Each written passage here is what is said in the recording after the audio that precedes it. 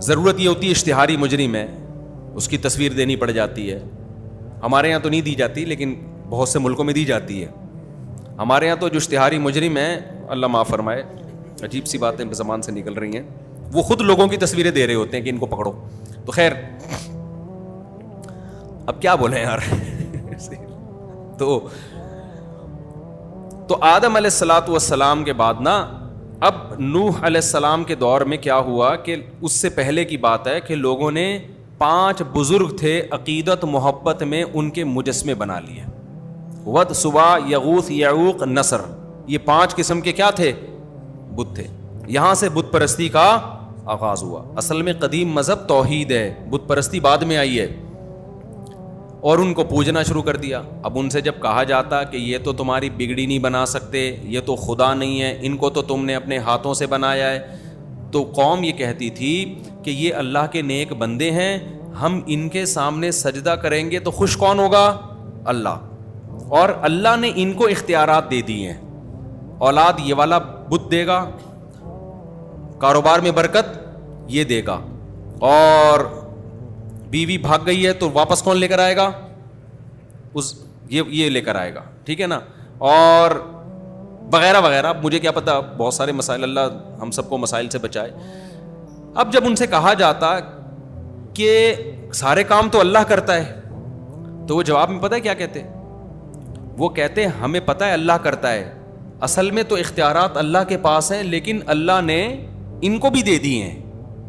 آج بھی مشرک یہی بات کرتا ہے کہ ہمارے نبی کو اللہ نے اختیارات دے دی ہیں, اصل کس کے پاس ہیں, اللہ کے. جبکہ اسلام کہتے ہیں کسی کو نہیں دی اللہ نے اختیارات, نہ نبی کو, نہ بت کو, کسی کو بھی نہیں, نہ فرشتوں کو.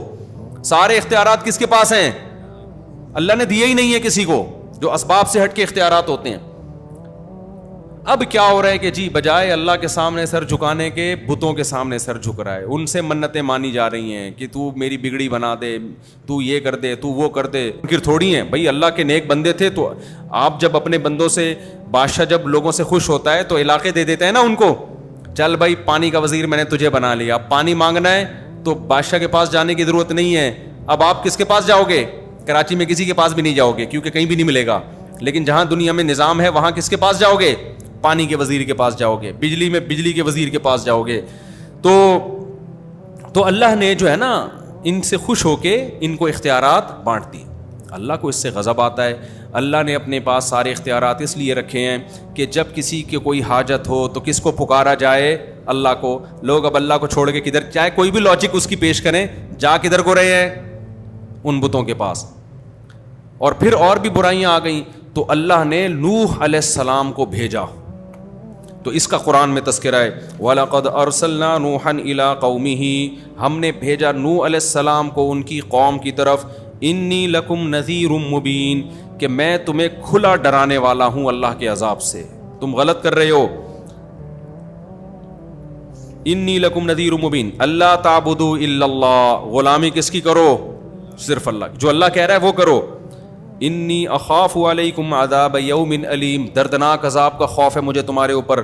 فقال الملأ الذین کفروا من قومہ, قوم کے جو بڑے بڑے لوگ تھے نا, دولت مند اور سردار, وہ کہنے لگے. یہ آپ کو ہر نبی کے واقعے میں یہ چیز ملے گی, غریبوں نے مخالفت نہیں کی, مخالفت ہمیشہ قوم کے, کیونکہ جس کا پیٹ بھرا ہوا ہوتا ہے وہ اللہ کو زیادہ بھولتا ہے, جس کا پیٹ خالی ہوتا ہے وہ اللہ کو یاد رکھتا ہے. صحیح حدیث ہے, آپ صلی اللہ علیہ وسلم نے فرمایا, واللہ مل فقر اخشى علیکم ولکن اخشى علیکم ان تبسط علیکم الدنیا ولکن اخشى ان تبسط علیکم الدنیا فتہلککم کما اہلک الذین من قبلکم. آپ نے فرمایا مجھے میری امت پہ فقر و فاقہ کا خوف نہیں ہے کہ فقر و فاقے سے امت ہلاک ہو جائے گی, ایسا نہیں ہے. مجھے خوف اس بات کا, پیسہ بہت آئے گا امت کے پاس, اور یہ دولت ان کو ایسے ہلاک کر دے گی جیسے پچھلے لوگوں کو ہلاک کیا تھا. اب دیکھو نا عرب کنٹریز میں پیسہ جب نہیں تھا, دین پہ تھے نا پورے, جب پیسہ آ گیا تو مزید پیسہ کمانے کی کوشش. اب حال دیکھو کس طرف کو رخ ہو گیا ہے. تو یہی حال سب کا ہے دنیا میں. تو پیسہ آنے کے بعد دین سنبھالنا مشکل. اسلام یہ نہیں کہہ رہا پیسہ مت کماؤ, پیسے والے کو فکر دوسروں سے زیادہ کرنی ہے, کیونکہ اس کو پھر نا غریب علماء تو ویسے ہی برے لگ رہے ہوتے ہیں اس کو کہ ان کے پاس تو پہننے کے چپل نہیں ہے, ہمیں بتائیں گے طلاق ہوئی ہے کہ نہیں ہوئی ہے, صحیح ہے نا, یہ ہمیں بتائیں گے وراثت کے کیا مسائل ہیں. تو یہ تانا ملتا ہے. تو اللہ تعالیٰ نے فرمایا کہ فقال الملأ الذین کفروا من قومہ, قوم کے جو بڑے بڑے سردار تھے, وڈیرے تھے, وہ کہنے لگے ما نراک الا بشرا مثلنا, آپ تو ہماری طرح کے انسان ہو. آپ کیا ہو؟ ہماری طرح کے انسان. اس میں بھی بڑی ٹیکنیکل پوائنٹ کی بات ہے. ہر پیغمبر کو یہ تانا ملا ہے کہ آپ ہمارے جیسے بشر ہو, کھاتے ہو پیتے ہو, بازاروں میں خریداری. تو پیغمبروں نے جواب میں یہ نہیں کہا کہ نہیں ہم بشر نہیں ہیں, ہم کوئی اور مخلوق ہیں, بلکہ پیغمبروں نے یہی کہا ہم کیا ہیں, تمہاری طرح کے بشر ہیں. تو اللہ نے انسانوں میں ایک انسان کو سلیکٹ کر لیا. اس سے بھی پتہ چلتا ہے کہ جو پیغمبر ہیں, آپ بتاؤ پیغمبر سے بڑا ولی اللہ کوئی ہو سکتا ہے؟ لیکن ان کی لائف نارمل لائف ہوتی ہے. آج جو ہمارے ہاں ولی اللہ کا تصور ہے وہ یہ ہے کہ نہ گھڑ سواری کرے, نہ وہ 4 شادیاں کرے, نہ کہیں رشتے کا پیغام بھیجے, وہ نہ وہ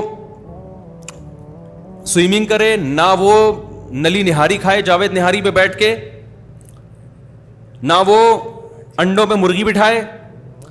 وہ ایک عجیب سی مخلوق ہو. خرامہ حضرت جی تشریف لاتے ہیں اپنے گھر سے نماز کے لیے, نظریں پلکیں جھکا کے, ایسے منہ سے خوشبوؤں کی لہریں نکل رہی ہوتی ہیں, بغلیں بلے جیسی ہوں, وہ تو کسی نے جھانک کے نہیں دیکھی ہیں. آ کے تمیز سے نماز پڑھ کے پھر روتے ہیں دھوتے ہیں, پھر تمیز سے نصیحت کر کے خرامہ. یہ لائف اسٹائل ہے حضرت.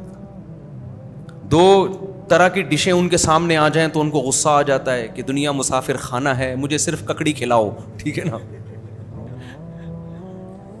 یہ بزرگ کا اسلام میں تصور بولو نہیں ہے. صحابہ تو ایسے نہیں تھے بھائی, گھوڑے سے تیز دوڑ لیتے تھے. سلمہ ابن اکوا, اگر سلمہ ابن اکوا اس زمانے میں ہوتے, کوئی روحانی علاج کراتا ان سے؟ جب ان کو بھاگتا ہوا دیکھتا, کوئی بھی نہیں کراتا. کہتے ہیں یار یہ تو بزرگ ہی نہیں ہے, تو گھوڑے سے بھی تیز دوڑ رہے ہیں, میں گھوڑے سے علاج کرا لوں گا, ٹھیک ہے نا, کسی اور مخلوق سے علاج کرا لوں گا. تو یہ جو بزرگ کا تصور ہے نا, اس کو کھوپڑی سے کیا کرو. ہمارے نبی صلی اللہ علیہ وسلم نے بیویاں بھی رکھیں, آپ کی اولادیں بھی ہوئیں, ان کے کچھ نہ کچھ اونچ نیچ بھی ہوئی, جیسے ہر گھر میں بیگموں کی ہوتی ہیں. آپ ناراض ہو کے گھر سے چلے بھی گئے, تو نیچرل لائف یہی ہے. تو بزرگ کا کبھی کبھار گھروں میں جھگڑے بھی ہوتے ہیں.